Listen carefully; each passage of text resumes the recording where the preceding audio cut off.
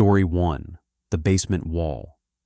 This is a true story that happened in a row house neighborhood, and it's the kind of story that makes you uncomfortable if you've ever lived in a house with shared walls. A woman in her early 30s lived alone in a small row house.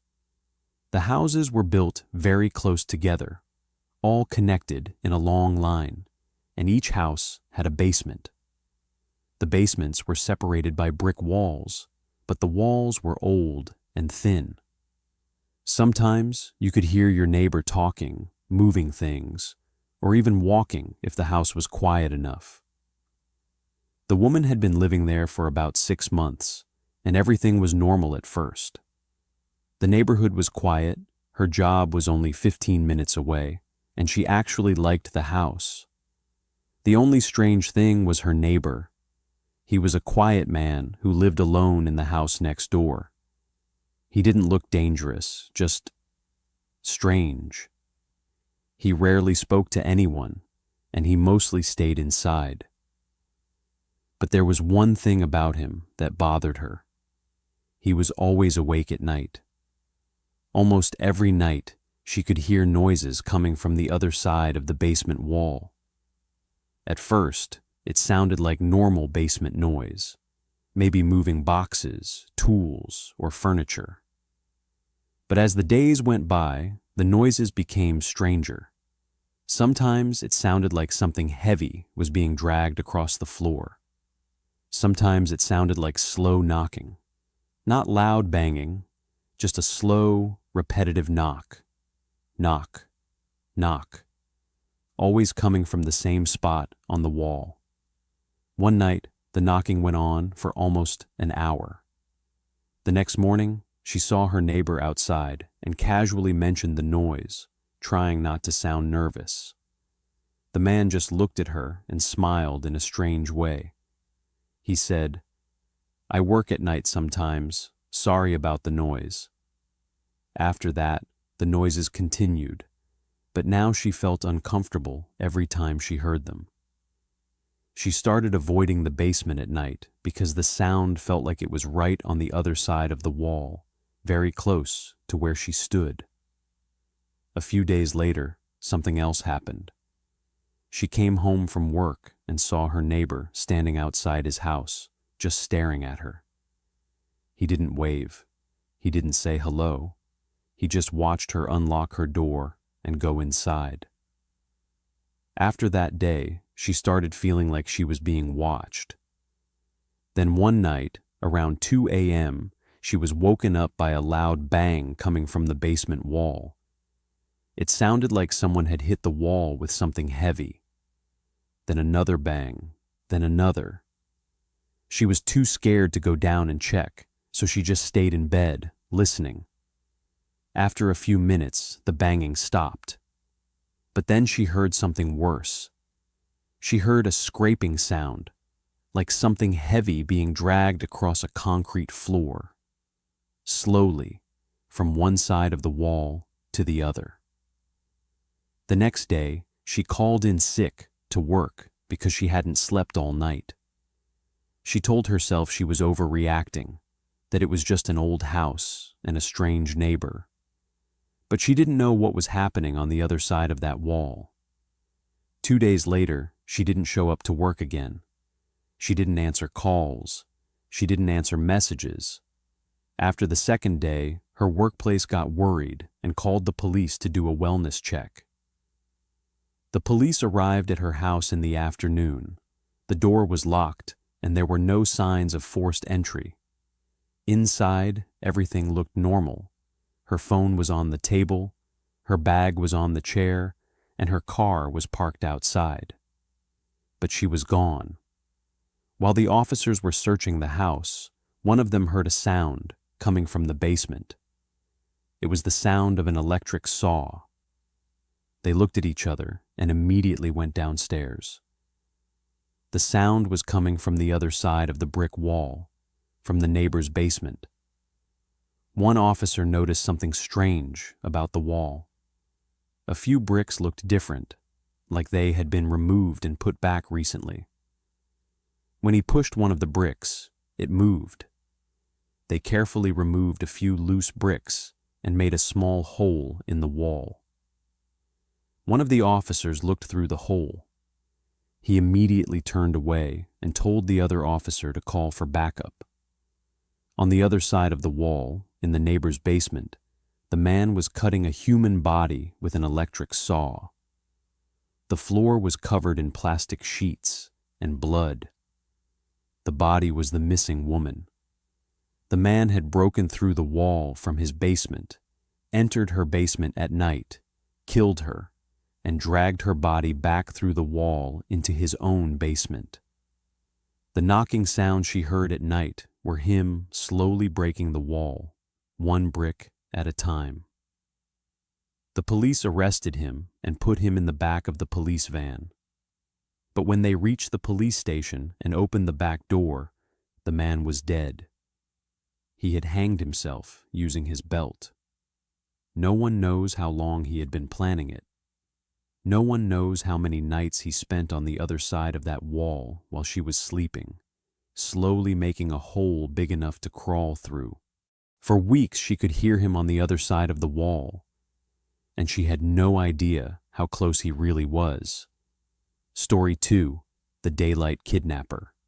This is a true story, and what makes it terrifying is that it didn't happen at night or in some dark alley, but in the middle of the day, in a crowded supermarket parking lot with people everywhere.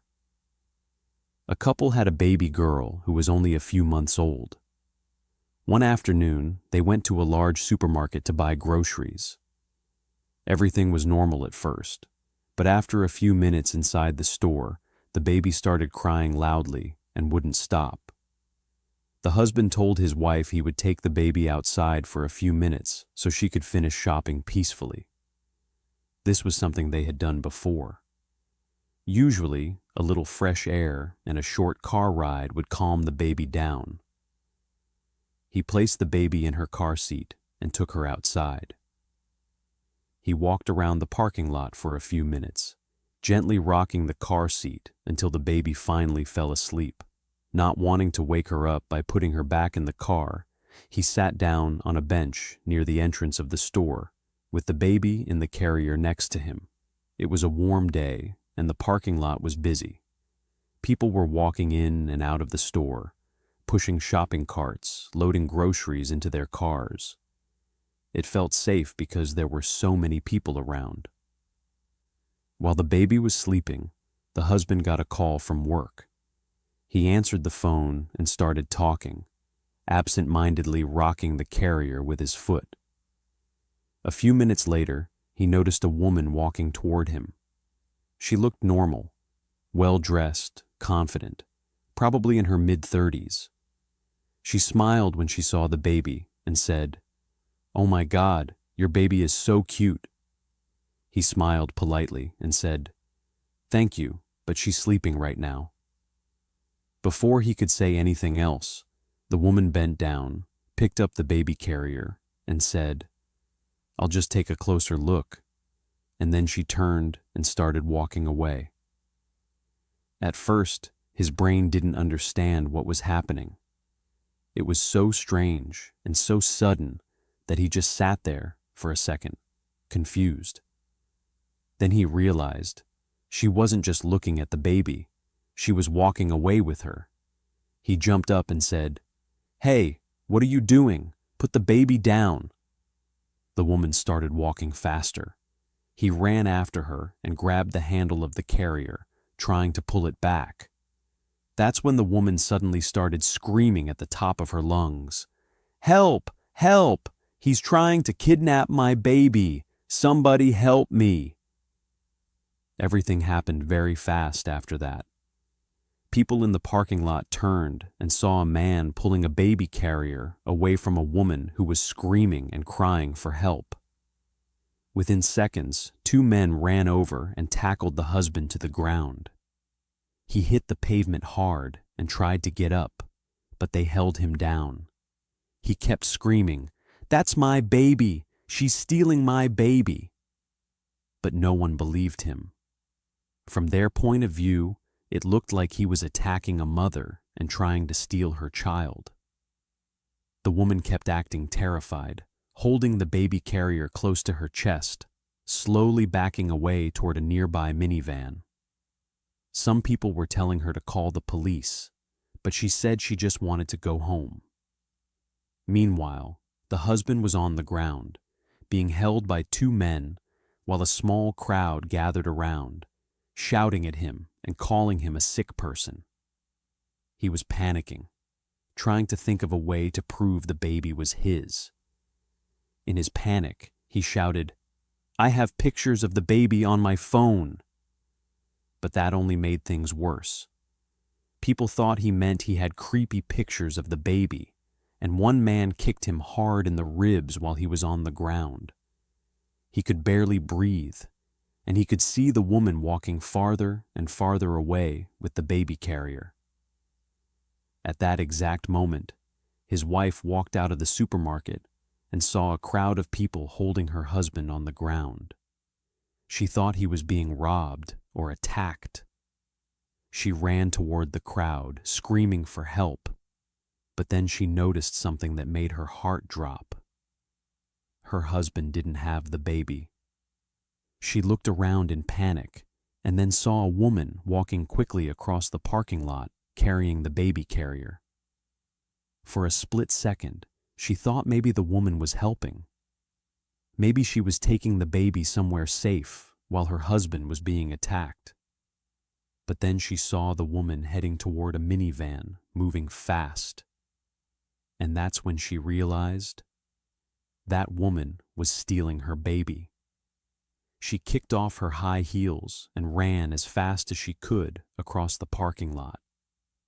She caught up to the woman just as she was about to reach the minivan. Without thinking, she grabbed the woman by the hair and pulled her backward with all her strength. The woman lost her balance and dropped the baby carrier on the ground.